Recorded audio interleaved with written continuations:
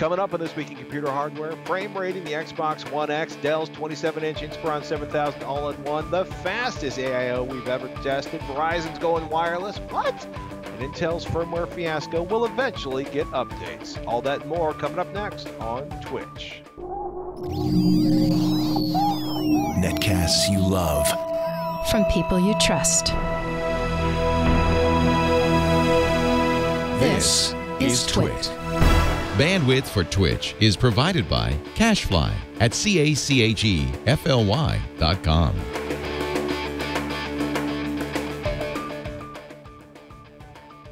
This is TWiCH, This Week in Computer Hardware, episode 442, recorded November 30th, 2017. Intel's got a firmware fiasco. This episode of This Week in Computer Hardware is brought to you by Eero. Never think about Wi-Fi again with Eero's hyper-fast, super simple Wi-Fi system. And now the second generation Eero is tri-band and twice as fast. For free overnight shipping to the US or Canada, visit Eero.com, select overnight shipping at checkout, and enter code TWiCH. And by Tracker, a coin-sized tracking device that pairs with your smartphone and keeps you from losing your most valued possessions. Visit thetracker.com/twitch to save 20% off any order.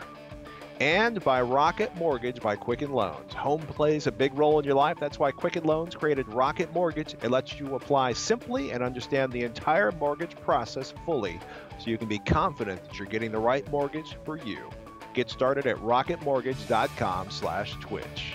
Welcome to TWiCH, This Week in Computer Hardware, TWiCH weekly show that aims to bring you the most useful, most engaging, most informative, and occasionally the most tongue-tied discussion of computer hardware available anywhere. We love mobile, we love consoles, but mostly we're about desktop and laptop PCs. But today, ladies and gentlemen, there will be a special concentration and a fear-filled report from PC Senior Storage Editor Alan Malventano about why you should not upgrade to Samsung's latest 960 Pro firmware. Brace yourselves, people. You there, man? Wow, you can't overhype when all my messages is don't update the most recent firmware yet, because it's some kind of buggy thing going on there. I was feeling the hype today. I listened to some public. I mean, radio. 960 Pro. I'm not sure what I need to look at change notes. I'm not quite sure what the firmware was supposed to fix, but there's multiple reports from folks, stating that their system was intermittently hanging and freezing once they did the update. Right. And it was because of the drive. The drive was just, for whatever reason, was just kind of stalling. So if you got a 960 Pro, it's chances are it's probably working just fine for you. Don't do the firmware update. Not yet, at least. Don't fix what 8 broke. Exactly. Yeah. Wise words, ladies and gentlemen. Console frame rating. Ryan has Ken wrote this one up. Yeah, this is Ken's brainchild. He actually he came across an open source software package called Teardrop. It's a play on Teardrop, which is what the logo looks like. But it basically is just a computer vision style thing that you can feed a video and it will figure out the actual frame rate of the content. In other words, if you had say a console, for example, same applies to PC games or any platform for that matter. But if the game couldn't keep up with the refresh rate of the display, and if you had VSync on or off, you would have different effects. You'd have every other frame would be skipped, or there might be a tear in various places along the screen as the game was going on. Well, the software package will kind of analyze the given video clips. You can even do side by side. I think it does up to 3-way, side by side thing, and it actually shows you this neat plot on the screen of as time progresses, what is the frame rate doing in either the single video or the video is being compared, and it'll draw multiple lines in that case. I think actually if you go to the video in that piece, which is near the top, and you go to somewhere a little bit past the halfway point, there's some side by side stuff going on there. Yeah, that's right. Actually, there's even some on the screen right there. So it's pretty cool tool, right? You're able to do comparisons side by side. It's not perfect because you have two different consoles. You don't know exactly what level of quality detail is going on there. You don't know texture detail. This tool can't give you that information. It can just give you, what are the frames per second of this thing that there exists no other way to really, measure that data, right? All you can really do is just capture the output and look at it programmatically. So it's good stuff. It's similar to frame rating, which is the way that on PC we have tested, desktop GPUs in the past, and even in the future. But we have a couple of extra bells and whistles we use for that. There's an overlay that actually kind of gives us a clue into when the frames transition from one frame to the next, and totally different pieces of software. But it still involves capturing the output so that there's absolutely no interference from trying to use the system itself in order to evaluate itself, if you will. So I mean, cool stuff. Definitely worth a look. It's probably going to lead to some other content in the future. All of these tests were for 1080p. Arguably, probably the majority of console gamers right now are still on 1080p sets. I'm sure there are a few that are on 4K. We have sourced the necessary hardware to do that capture, 4K 60, which is trickier than it sounds because it's an awful lot of bandwidth. It's like a gigabyte per second raw writing that you need to be able to do without the SSD kind of hiccuping at all or whatever your destination is. So we're going to be doing that in the future. Probably some 4K testing of various games and whatnot on competing consoles. Maybe even be able to compare some against the PC ports of the same. Nice. So yeah, just new thing Ken's toying around with, and hopefully it'll lead to even more interesting content in the future. Nothing wrong with that. Plus, the ongoing battle between console fanboys and desktop fanboys. Yeah, we're not trying to fuel that. We were just like, that's why we're not comparing any desktops there. We're just like, hey, there's this new console came out. Let's take a look at it with this new method of testing we're baking up. Nothing wrong with that. Radeon Software Adrenaline Edition, Crimson Relive Edition is going away. And this caught my eye, of course, because I've been playing around with Dell's all-in-one 27-inch Ryzen Radeon powered machine, which I should probably mention in the show today. But there's going to be a new driver family in 2018. The Adrenaline Edition is going to go live in December and will be the new name of their drivers for 2018, writes Mr. Hellstrom up on PCPer.com. And everything else we know is pretty much under NDA. Yeah. I mean, the same. Yeah, I can speak in some generalities, like in the past, like with that Relive Edition, they paid attention to their user feedback. They actually have like a list of like what's the most popular things that their users want to see in the software. So like, you're probably going to see, more of this paying attention to their community because that's the smart thing to do, right? It's just a matter of the details of exactly what's in there are not out yet. I know there's a Reddit thread where people are clamoring for change logs or even maybe submitting their own hypothetical change logs. Many jokes. Yeah, very hypothetical.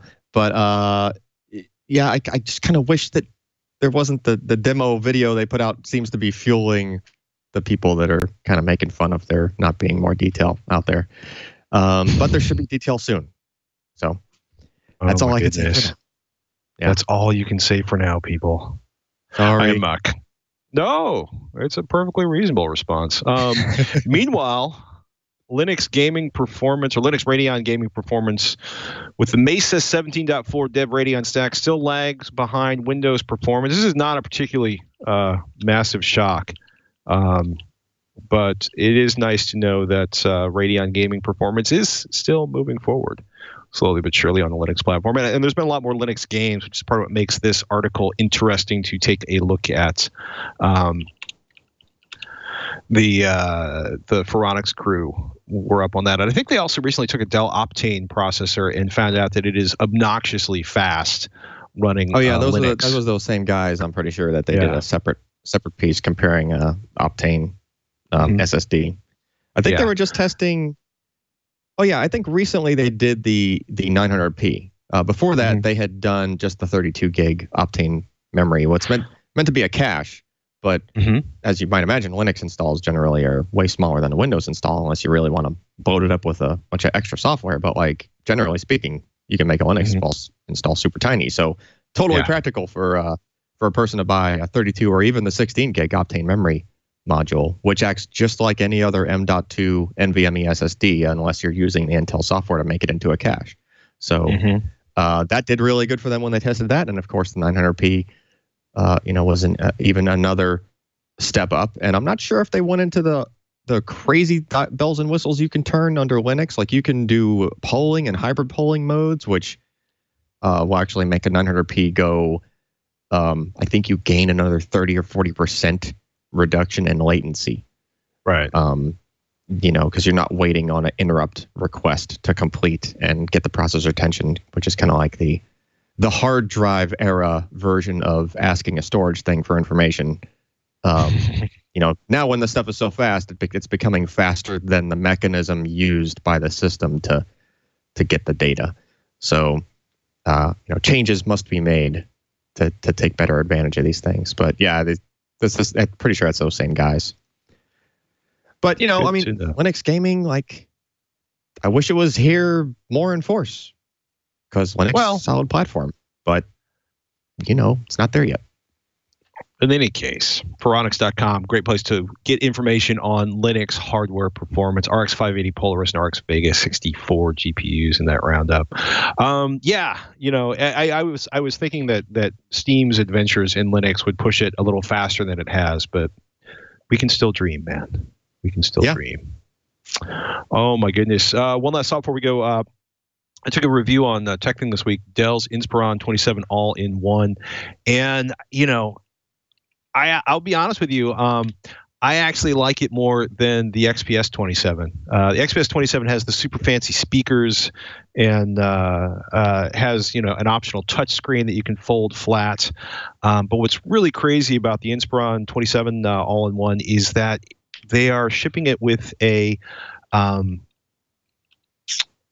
Radeon processor and AMD Ryzen processor and AMD Radeon graphics, and I was really, really impressed by the performance because it's essentially these are not the horrible days of looking at laptop motherboards stuffed inside of monitors. We're looking at and the one I looked at.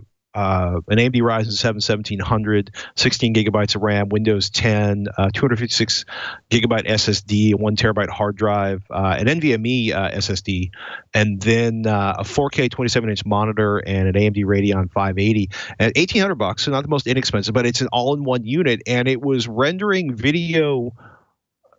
I was shocked. The performance in terms of video rendering was pretty capable and closing in on what I run on my desktop, the 1800X. I mean, the 1800X still beats it, right? It's got a whole bunch more cores to throw at the problem of video rendering. And yeah, they still put, you can see it if you're watching the video right now, they still put the webcam on the bottom of the monitor, which is maddening. But the performance was pretty fantastic. It is by far the fastest all-in-one I've ever tested. I mean, Rocket League gaming, I was running 2560 by 1440, not 4K, but the reality for stuff like Rocket, you don't need 4K graphics for Counter-Strike or Rocket League. But the gaming, looked good on the 4K monitor. So, in terms of like massive, like I'm video editing or something like that, you're looking at like 6 minutes and 30 seconds on my Radeon 1800X. And the same test file on the XPS 7000 was running 7 minutes and 32 seconds. So obviously that's, considerably slower. But that's still 3.5 minutes faster than, my, I guess, 2-year-old Core i7 6700 desktop. So something to be said for an all-in-one machine that is fast, and it's got a ton of ports: HDMI in, HDMI out, 3 USB ports, one of which is powered, USB-C, And, conveniently enough on the side of the monitor, you've got not just a headphone port, but an SD card slot and another USB jack. No vertical adjustment, which is kind of frustrating. So you're going to have to stack it on, well, I guess phone books don't really exist anymore, but you can find bricks or something to stack it on if it's not high enough. But really nice piece of hardware for the money. And I'll be honest with you, I think I actually like it better than the XPS all-in-one. So I just wanted to get that out there. Sweet. I noticed you had there was a NAS RAID level question on that same show. We were talking about, we talked about RAID 5 versus RAID 6. You've probably seen it. They wanted to put 4 drives in a Synology NAS. Yeah. Well, no, it was a QNAP NAS. QNAP, sorry. And it's funny because, there were all these articles back around 2006, 2010, where they were discussing that based on the number of unrecoverable errors on drives, that RAID 5 was going to be effectively useless by 2009, and then RAID 6 would be useless by 2019. And on the upside is that hard drive manufacturers stepped up their game, and the frequency of UREs has dropped precipitously. So RAID 5 is still useful for now. RAID 6 is going to be useful for a long time. And for people who haven't been paying attention to RAID, right? If you have a 2-disk RAID box, you can basically do RAID 0 or the RAID of death, which is striping across the 2 disks for speed. But if one of the disks dies, you've lost all your data. RAID 1 is what we generally recommend for a 2-drive NAS, which is a mirror image. All the data is available on both drives. So if one drive dies, you still have all your data on the other drive. Things get interesting around RAID 5, which stripes and delivers parity data across all the drives. So that if you lose one drive, the information lost on that drive can be reconstructed from the notes, the cribbed notes on the other drives. RAID 6 does 2 parity stripes, so you can recover up to 2 lost drives. And RAID 10 and is just too complicated to get into, and just a bunch of disks is kind of silly. I have a better diagram of RAID 0. It's on my shirt. Yes. There you go. That's exactly. There you go. Fast but stupid. Fast but risky. Sorry. If you have a backup and you want to make it out of SSDs, fair enough. But don't do it with hard drives. But it's full, the thing is, for 4 drives, like it's really just down to how much space they're willing to give up and how much reliability they want, right? And if you want the ultimate and overhead, right? So if you're going to try to run RAID 6 on this thing, I would definitely spend the money to dump a couple. You can do like 8 gigs of SODIMM to cache stuff. I would definitely be putting the 8 gigabytes into there. I think RAID 6 is probably smarter on larger hardware. We basically said go with RAID 5, especially since the fellow in question, Brent, he's got no cap on his data, and he's doing online backups of the entire contents of the NAS. Because a RAID is not a backup solution. A RAID is a component in your backup solution. It is one of the 3-2-1 backups. It is not all the backups. Yeah, but just makes one of the things a little more reliable and resilient. That's all it really does for you. Like, there's always consider wrong with more resiliency. Always consider that the entire box could just go away. Yeah. Right? Like, it doesn't matter if it's RAID 5 or RAID 6. Like, they know, I can deal with 2 hard drive failures. Well, you can't deal with one failure anywhere else in that component. Well, like, that thing could just go down. The CPU could fail. As rare as it might be, it could. The whole thing could light on fire for some reason. You'd never know. It could get stolen. It could get stolen. Know what terrible things will happen. This episode of This Week in Computer Hardware is brought to you by Eero. With Eero, you can install an enterprise-grade Wi-Fi system in your home in just a few minutes. It is so easy. Just download the Eero app on your iOS or Android device, and it'll walk you through each step of the process. Quick, easy, and painless. I got to say, I've run the app at a couple different locations, and I love it. You can easily create and share a guest network, know how many devices are connected at any given point, and check the internet speed you're getting from your service provider. Eero is protected with a state-of-the-art WPA2 encryption. Within 24 hours of the cracked Wi-Fi vulnerability revelation, Eero automatically pushed out a fix to all of their customers. How cool is that? Their incredibly fast response time and ability to push out updates automatically sets Eero apart from other solutions and traditional routers. And I'm telling you, a lot of routers I've used in the last couple of years still haven't been updated, certainly aren't updated for crack. And if you're serious about security, you might want to think about upgrading your system. So the second generation Eero brings the Eero Beacon, right? If you're not familiar, Eero Home Wi-Fi, they started back in 2016. They've learned from hundreds of thousands of systems, making them smarter, faster, and more reliable. The Eero Beacon, the second generation Eero, lets you build a Wi-Fi system that's more tailored to your home because you can just plug it into a wall. It's super easy. More speed and range and the same high-quality, elegant design that people have come to expect. With the addition of a third 5 gigahertz radio, the second generation Eero is now tri-band, and Eero says it's twice as fast as its predecessor. It lets customers do more simultaneously in every room of their home. And with the addition of a new thread radio, Eero can connect to low-power devices such as locks, doorbells, other sensors, and more. Expanding your coverage in any room is easy with Eero Beacon. Simply plug it into a wall and you're covered. You can add as many Eero Beacons as you want. If there's an outlet, there's Wi-Fi.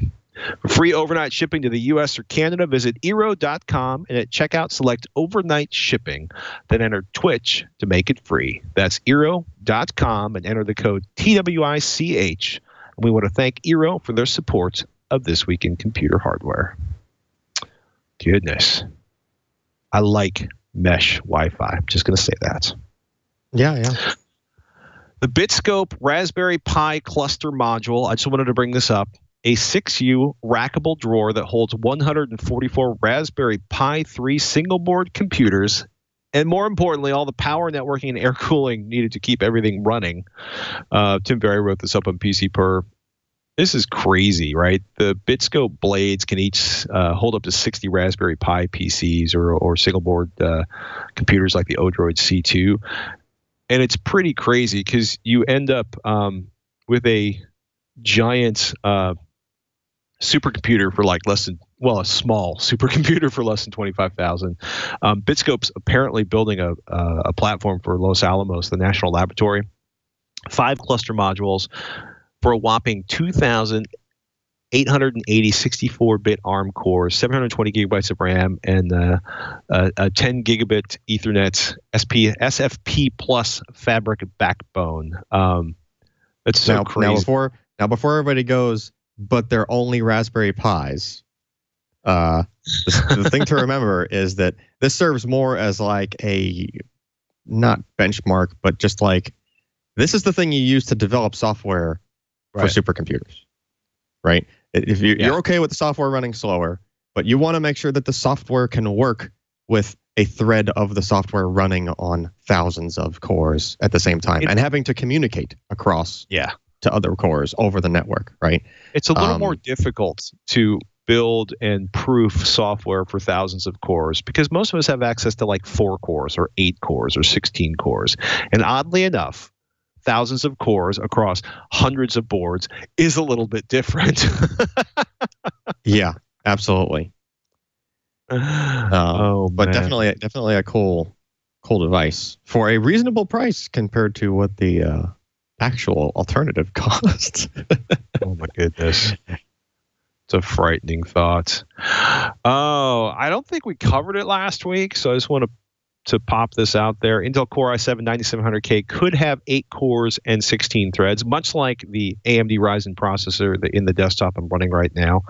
But WWCF Tech has a few rumors, right, Scott Michaud, based on AIDA64 release notes and HKEPC, and it's hard to tell, the details are a little fuzzy at this point, right? Because some look like they might be 14 nanometer, some might be 10 nanometer.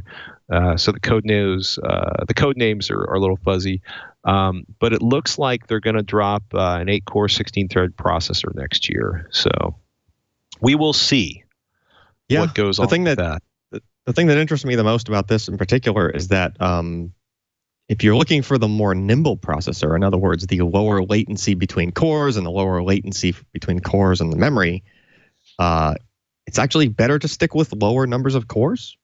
So, if you just, it's silly to just go for the 22-core processor and spend insane amounts of money when you have to realize that even though there's this mesh bus that's supposed to be better than a ring bus with a bunch of cores on it that takes a longer time to get to the right core, which is why they introduced the mesh with the higher numbers of cores in a processor. Right.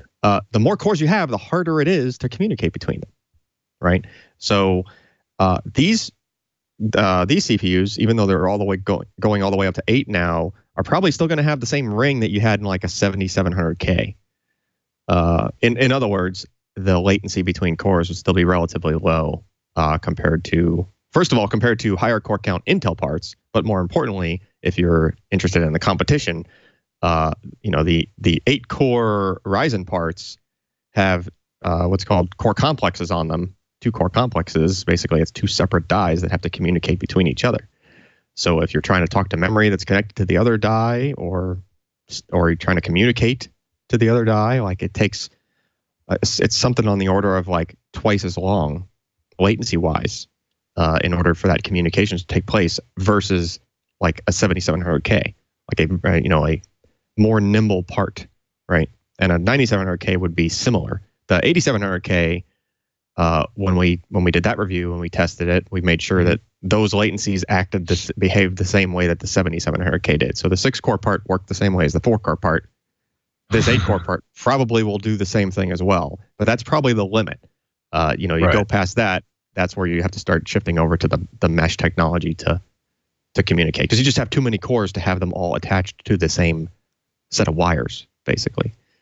Just to put it super simply, yeah.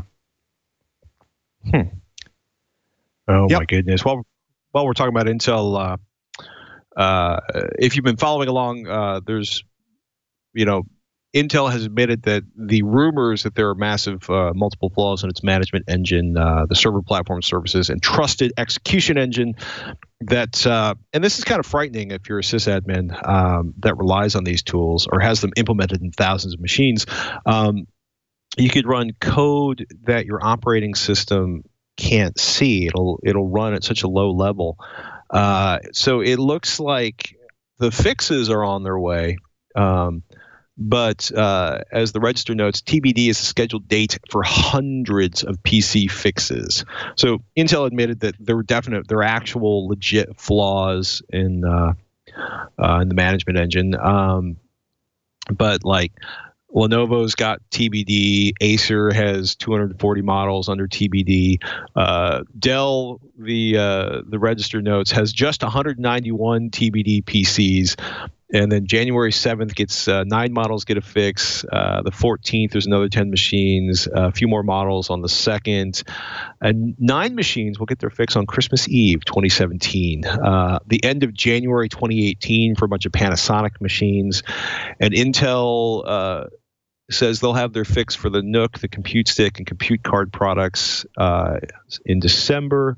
So if you are running this, keep an eye, or if you're, just keep an eye on this. This is unpleasant. So just for an idea, for those unaware, like what the management engine thing is, it's meant to be for like infrastructure maintenance of systems. You have a whole bunch of computers installed in some company somewhere or whatnot, and you need to be able to maintain them. This actually gives you, with the correct permissions when it's working properly, better than root level access to the hardware.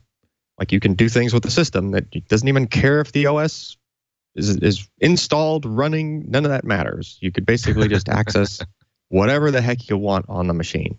Now, that's great from a remote management of systems standpoint. It's really bad when the security has an issue and then, some random person can just remotely do whatever they want with your system data, any of that stuff. It's kind of bad. There's actually, I'm not sure the story was in the list, but very recently, within the past couple of days, and actually it was the most read link on the side of that register article, at least it is right now, the Apple, the Mac OS root exploit, which basically meant that if you typed, root is normally a deactivated account on Macs because you normally are not logging in as root. There was a bug in their authentication and how their authentication, like basically the system that checks for passwords when you type something in, when you try to log into something, basically on every Mac on the most recent version of Mac OS, you could just type in root and leave the password blank, and it might not work the first time you hit enter, but it would work the second or third. Yeah.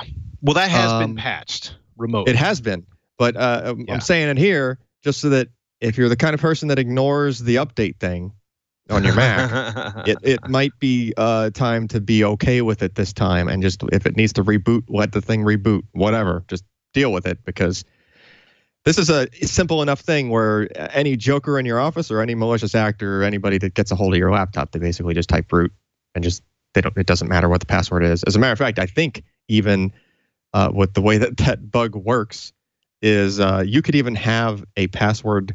You could even type in a password for root, like what you wanted it to be, and I believe the system actually sets it to that password. So it's like, it's not just you can get in, you can actually just say what you wanted the root password to be, and you might actually trick the system into setting it to said password. But yeah, there is a way around. There was a video just on the screen about like a quick walkthrough of how to get around that. Basically, the gist is you enable the root account, you could set your own password. Now you don't have to worry about that, because you've now there is a password that's hopefully not blank associated with that account. So that fixes you right away, but there is, if you want to do it manually, but again, there is a patch that fixes the way that it checks the authentication there. So definitely do that. Oh my goodness. Do not wait. It will don't wait. Get ugly. Yeah. Well, in theory, though, it's just restarting your machine should put the new patch in place, from what I was reading in some other threads. But yeah, I think it was one of those that they basically push instead of pull. Like the system, This is a good one to push. Yeah, it's a very simple change too. It's only like there was I forget which website did it, but somebody did an amazing reverse engineering analysis of what the code was doing before and what it did after, where the error was, what the bad comparison was in the code. And it was just, I love that sort of thing because I have a reverse engineering background. So I just love to be able to see someone else that like did all the hard work of reverse engineering, kernel level code. Objective-C.com. A guy named Patrick Wardle, I think, walked everybody through that. Yeah, that sounds familiar. Yeah. So again, very small amount of code changed. And it really was down to one thing not checking the right thing. That's just one. You could have patched it by changing like 1 byte worth of code throughout the entire operating system. That's awkward. Yeah. Oh my goodness. Hey, let's take a moment to thank the folks at Tracker. This episode of This Week in Computer Hardware is brought to you by Tracker. We're all looking for something: love, purpose, unforgettable experiences, or maybe your car keys. Gotta love it when they wander off. 8 years ago, Tracker changed everything when they released their first tracking device, and now they've done it again with the all-new Tracker Pixel. With Tracker Pixel, you never worry about losing your things again. It's the lightest Bluetooth tracking device on the market. Just place Tracker Pixel on whatever you tend to lose, your keys, your wallets, your remote. It's small enough to fit on your smallest items. And when you misplace an item that has a Tracker Pixel attached, you go to the Tracker app on your smartphone, you press a button, and a 90 decibel alert will help you find it in seconds. It even has powerful LED lights so you can find your items in the dark. Lose your phone? Just press the button on your Tracker Pixel and your phone rings even if it's on silent. You can even locate your items if it's miles away, because every Tracker user is part of the largest crowd locate network in the world. And Tracker's 30-day money-back guarantee means you truly have nothing to lose. Tracker makes a great gift, and during this holiday season, you can save 20% off your order when you go to thetracker.com/twitch. That's TheTracker.com/TWiCH for 20% off. Thetracker.com/twitch. We want to thank Tracker for their support of This Week in Computer Hardware. Oh my goodness. So from the incredibly insane over-the-top updates department, if you're looking for all of the power in a power supply unit, you're going to need a 230-volt line. That's the stuff your stove or your dryer plugs into. And what I'm talking about here is the magnificent FSP 2000 AOA GPBI. This is the most out-of-control power supply I have ever seen. 2,000 watts. For standard advanced workstation, server, and industrial power systems, 80+ platinum, so you won't be wasting that much electricity, which is a big plus when you're talking about a 2,000-watt power supply. I think it's going to show up more in industrial applications than consumers. But if you've been obsessing over being able to run, all of the graphics cards simultaneously and, maybe off two machines at the same time, this is the GPU for you. No ship date, no pricing information, but I'm going to hazard a guess that it's going to be really expensive and probably kind of a pain to find. Not so hard to find. It has 16 8-pin PCIe power connectors.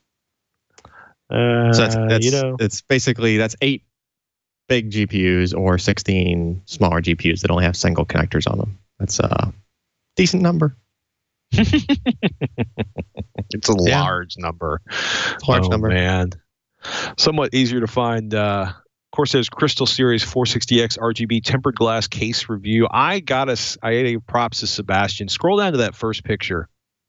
He made this case look beautiful. I just want to say that right now. A little bit smaller than the other tempered glass cases that have come from Corsair recently. If you keep scrolling down, you'll see a sort of magnetic lid that goes over the vents at the top, which I'm a big fan of because I've had top vented machines where they just became giant dust magnets. But really good looking case. Full reviews up on PCPer.com. I will give you a hint. It got a Gold PC Perspective Award. It sells for a little under $130. So, I normally don't get really excited about glass cases, and I kind of don't like windowed cases, but I like this windowed case. It's glass. It's delightful. And, it's really sharp looking. It's a sharp looking case. Oh my goodness. Nest. Are you using a Nest thermometer or a similar thermometer type device? I do indeed have it. I have one at my house. Ryan has one at his house. We have 2 at the office since there's dual HVACs. So yeah, we got a few. I hear dual, and you said dual, and I heard dueling HVACs. But it's been interesting. Like Nest got bought by Google, then sort of half escaped from Google, and now the rumor, according to the Wall Street Journal, is that Google is going to kind of pull back Nest into Google's hardware unit to be a little bit more competitive with Amazon, which on one hand makes sense, and on the other hand, given some of the issues I've seen with Google's hardware over the last couple of years, I'm a little nervous about. But it should be interesting to watch Google and Amazon fight over, sort of voice-controlled home automation, because I got to say Google's Home has caught up incredibly fast to a lot of the features that are available in Amazon's ecosystem. But I always get worried just about Google's habit of like calling everything beta and then just deciding to toss various things to the side. So I hope that there would be a huge uproar, but it wouldn't be completely shocked if then a week after the thing or a year after the thing, Google's like, we're not going to support Nest anymore or something, instead of spinning it back off. Yeah, we'll find out. I mean, it's Google. Nothing is certain. Yeah. Pretty interesting note. There's Apple has made a big deal about its healthcare efforts around the Apple Watch. And then the FDA cleared AliveCore's Cardioband. It's the first medical device accessory for the Apple Watch. They have sort of the basic version of it you're looking at right now, where you press your fingers against it. It gives you a 30-second EKG. That's $99. If you scroll down a little bit on that page, you'll see their $199 Apple Watch band. And that is literally the first medical, it's FDA approved to do an EKG on your wrist. I just thought that was really cool. Just so we're clear, that's far more accurate than what the watch can do by itself with just its light-based. Yeah. This is like an electrode-based EKG thing, as opposed to just the Apple Watch just kind of looks at your blood vessels. Yeah. This is an actual EKG instead of monitoring your pulse, basically. Yeah. I just thought it was pretty fascinating, and especially when you look at the pricing for that. To buy this is probably going to be my copay is half the cost of buying this. Right. For a regular doctor's appointment. I just thought it was really neat. It is a neat trick because it's using, usually what it's trying to do is make a circuit through both of your arms, and it's just kind of like it's already on your wrist, so that's half the circuit. That's why you just put your thumb on the pad, and then that just makes the circuit for you. That's pretty cool. Good stuff. Yep. Oh my goodness. We're going to talk about some wireless internet things in just a moment. We might even brush up against net neutrality. I know some of you are against net neutrality, but I am not one of those people. So battleforthenet.com. But we want to say that this episode of This Week in Computer Hardware is brought to you by Rocket Mortgage, by Quicken Loans. The mortgage experience not keeping up with the times, a little frustrating, a little painful, dated, and often not really about the client. So Quicken Loans created Rocket Mortgage. It gives you the confidence you need when it comes to buying a home or refinancing your existing home loan. Really simple. You can fully understand all the details and be confident you're getting the right mortgage for you. It's convenient. Trusted partners, you can share your financial information with Rocket Mortgage at the touch of a button, and it's powerful. It doesn't matter if you're looking to buy your first home or your 10th. Rocket Mortgage can perform thousands of calculations in seconds to make your life easier based on your income, your assets, and your credit. Rocket Mortgage can analyze all the home loan options for which you qualify and find the one that's just right for you. Rocket Mortgage by Quicken Loans applies simply, understand fully, mortgage confidently. Do yourself a favor. To get started, go to rocketmortgage.com/twitch. That's rocketmortgage.com/TWiCH. Equal housing lender, licensed in all 50 states. NMLS consumeraccess.org number 3030. And we thank Rocket Mortgage by Quicken Loans for their support of This Week in Computer Hardware. I bring that up. Well, I don't know. I'm looking for a segue here. One of the other stories that came up is that Verizon is going to be selling 5G wireless home broadband, or selling wireless home broadband using 5G networking technology late in 2018, starting in Sacramento, California, and hitting 3 to 5 cities that don't currently have Fios. And what I did not know is Verizon's already held residential trials in 11 markets this year to calibrate the technology. Wall Street Journal had a write-up on this. It is interesting, particularly for me, because I am currently getting 5 gigahertz wireless via a rooftop device from a company called Common Networks. They're a startup. A bunch of people that used to work at Square came up with the idea of doing wireless internet distribution, running over a big 5 gigahertz network. And it's connecting rooftops. It's like a big mesh network that's over the city I live in, Alameda. That's where they're proving their concept, which is great for me because I live in Alameda. And I'm hoping the testing works out really, really well because I want other people to have this option because, when I signed up initially, it was like 50 megabit up, 50 megabit down for $75, for $50 a month. And now it's 75 megabits down, 75 megabits up guaranteed for $50 a month, except I'm usually getting in excess of 125 gigabits per month. Or 125 megabits, sorry, up and down. No cap that I know of. It's $50 a month. So for me, and with the amount of video I do, to be able to upload 10 times faster than what I was getting on Comcast for a third less, maybe more than a third less, maybe 40% less, huge deal for me. So we saw in traditional telephone service, a lot of places that had never been hardwired, it is so much less expensive to do wireless delivery that they went up, wireless phones became the standard rather than wired phones. And I think it's going to be very interesting to watch how Common Networks and others move into the home ISP space. Because for me, I waited 7 or 8 years for someone that could deliver me as good or better than Comcast and not be Comcast. And I got better than Comcast for less money than Comcast with better support than Comcast on a month-to-month deal with no 1-year commitment. And not once have they called me during the dinner hour to try to sell me telephone or cable television upgrades that I do not want. So hopefully it'll be successful. We'll see what happens. You know, and it's been interesting because I had a lot of questions where people are like, "Oh, does rain impact it?" Not so far. We got some pretty heavy rain so far, and their internet connection has not suffered. You know, they've done a pretty good job. It may help that there are some tall buildings in the center of the town that they can point antennas to, and then they do multiple antenna connections. We started out with sort of one antenna on my house, and I think now there's two or three attached to the same pole on the top of my house. But $50 a month, I like it.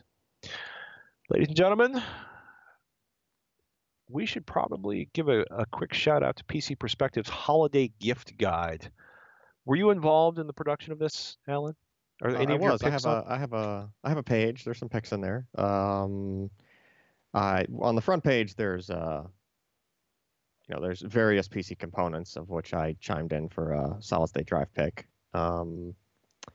Basically, just 850 Evo if you're looking for the among the lowest cost and also among the highest performing SATA SSDs, and then I think Josh picked like a 960 Evo, so he kind of stole that one from me. If you wanted to go NVMe, and then in my own picks, I picked like a silly expensive camera that is cool but expensive. And then there's all the guys kind of threw in a bunch of picks. Maury picked some cool looking coolant for a system among a bunch of other motherboard picks that he had put on the front page. But for his, he picked some water blocks. Maury's a big water cooling guy, so he likes that stuff. But if you scroll down just a little bit more, there's the Primo Chill View coolant, which had just recently come out, and that's that kind of, I forget what kind of soap used to look like that, but it has this pearl kind of look to it because it has as it moves, it kind of has this really cool look to the coolant. In my opinion, awesome. one of the best things to put in a water cooled system, because otherwise they look plain. There's coolant in the lines, but you can't tell that anything's moving, right? Whereas coolants like that are just look. You'll also see where there's turbulence in your lines or connections. Yeah, you get to see all that, and it looks really, really cool, especially like the reservoir. You see it all swirling around in there. But however, historically, coolants like that have had issues where the effect comes from an actual, really tiny particle style material that's floating around in there. And a lot of these coolers on water-cooled systems have really fine, just like microfin designs where the channels are super tiny. And the coolants were actually interfering with the coolers because they were clogging up the channels. This stuff's guaranteed to not do that. Apparently, their particles are so small that it really doesn't matter. And they've been testing this for a while. I've seen like on Jay's 2 Cents YouTube channel, he's been testing it and putting in various builds, and it's looked great. So I'm glad to see that finally came out for people to purchase. First time I saw that was like a few CESs ago in just some demo system from some company.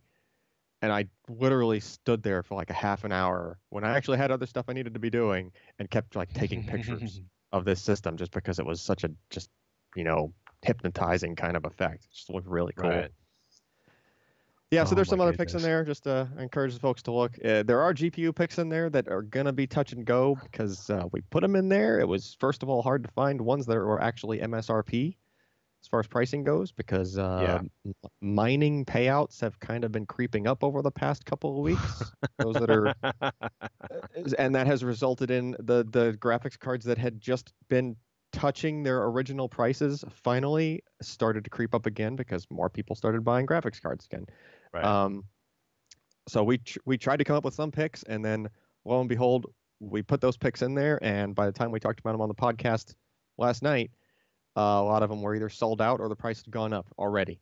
So best thing we could say for GPUs this holiday season is just keep looking, keep a lookout for sales. If, it's kind of hard for these things to go on sale when they're sold out, even at not the sale price. That's the trick. So, unfortunately, that's just the world we live in right at this moment. Hopefully it won't stay that way for forever. We wait with bated breath. Oh my goodness. With that, ladies and gentlemen, the long, dark wait for GPU prices to come down begins once again. Perhaps next week we will report on MSRP prices being back and gaming system builds being possible, but I'm not holding my breath. You can find more of Alan Malventano at PCPer.com. If you want the latest in hardware storage news, he is the man to look at. He's even inventing new benchmarks, or has actually built new benchmarks to better test the way SSDs do the things they do to make you so happy when you run your PC.